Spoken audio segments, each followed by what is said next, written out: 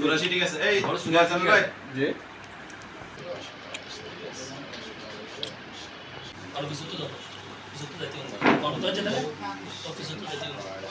আদারি চুরাশি আছে চুরাশি না না ঠিক আছে একটু চুরাশি চুরাশি আদারি মান্ডি মশানো বললি মশানো কিছু অসুবিধা নেই কলম মানে তাহলে ইনশাআল্লাহ দিলে এগুলো অনার রেকর্ড বাজে না মূলত কিভাবে টিআইজে দেয় কিভাবে হারিয়ে গেছিল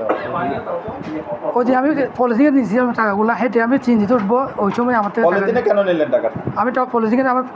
এতগুলো টাকা আমার থেকে পকেটে লাগতেছে স্টিক্স লাগতেছে তা আমি কিছু বাজারের সাথে টাকাগুলো নিই। আচ্ছা আপনি একটু আবার বলেন আপনি কি কাজ করেন কি কাজের জন্য গেলেন টাকাটা কেন নিলেন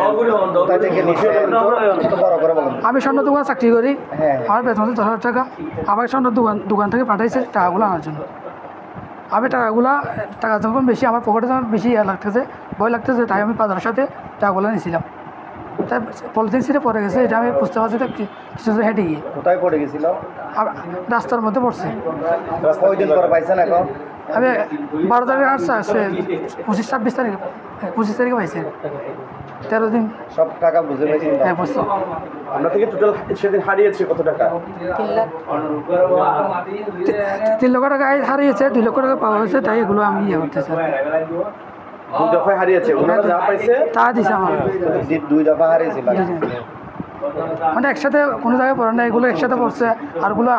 যাওয়ার সময় মানে রাস্তার দিকে একটা করে পড়ে গেছে বাইতারা যা পাইছে তা আমাদেরকে দিয়েছে তাতে আমরা আমাদের পরিবারের চাইতে মনে হয় এই টাকাটা পাওয়ার পরে আল্লাহ সবচেয়ে বেশি খুশি হয়েছে সেই জিনিসটা আমাদের সুরক্ষিত করে থাকবে ভাইদের প্রতি।